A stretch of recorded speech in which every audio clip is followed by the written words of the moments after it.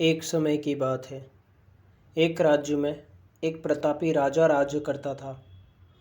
एक दिन उसके दरबार में एक विदेशी आगंतुक आया और उसने राजा को एक सुंदर पत्थर उपहार में दिया। राजा वह पत्थर देख बहुत प्रसन्न हुआ। उसने उस पत्थर से भगवान विष्णु की प्रतिमा का निर्माण कर उसे राज्य के मंदिर में स्थापित करने का निर्णय लिया और प्रतिमा का निर्माण का कार्य राज्य के महामंत्री को सौंप दिया। महामंत्री गांव के सर्वश्रेष्ठ मूर्तिकार के पास गया और उसे वह पत्थर देते हुए बोला, महाराज मंदिर में भगवान विष्णु की प्रतिमा स्थापित करना चाहते हैं। 7 दिवस के भीतर इस पत्थर से भगवान विष्णु की प्रतिमा तैयार कर राजमहल पहुंचा देना। इसके लिए तुम्हें 50 स्वर्ण मुद्राएं दी जाएंगी। 50 स्वर्ण मुद्राओं की बात सुनकर मूर्तिकार खुश हो गया और महामंत्री के जाने के उपरांत प्रतिमा का निर्माण कार्य प्रारंभ करने के उद्देश्य से अपने औजार निकाल लिए। अपने औजारों में से उसने एक हथौड़ा लिया और पत्थर तोड़ने के लिए उस पर हथौड़े से वार करने लगा, किंतु पत्थर जस का तस रहा। मूर्तिकार ने हथौड़े के कई वार पत्थर पर किए, किंतु पत्थर नहीं टूटा।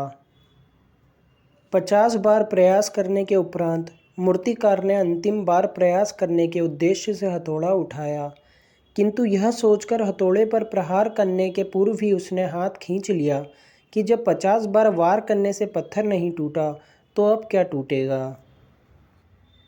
वह पत्थर लेकर वापस महामंत्री के पास गया और यह कहकर वापस आया कि इस पत्थर को तोड़ना नामुमकिन है, इसलिए इससे भगवान विष्णु की प्रतिमा नहीं बन सकती। महामंत्री को राजा का आदेश हर स्थिति में पूर्ण करना था, इसलिए उसने भगवान विष्णु की प्रतिमा निर्मित करने का कार्य गांव के एक साधारण से मूर्तिकार को सौंप दिया। पत्थर लेकर मूर्तिकार ने महामंत्री के सामने ही उस पर हथौड़े से प्रहार किया और वह पत्थर एक बार में ही टूट गया।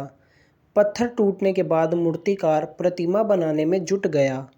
इधर महामंत्री सोचने लगा कि काश पहले मूर्तिकार ने अंतिम प्रयास किया होता तो सफल हो गया होता और 50 स्वर्ण मुद्राओं का हकदार बनता।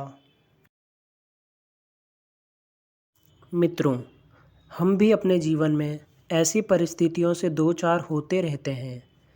कई बार किसी कार्य को करने के पूर्व या किसी समस्या के सामने आने पर उसका निवारण करने के पूर्व ही हमारा आत्मविश्वास डगमगा जाता है और हम प्रयास किए बिना ही हार मान लेते हैं।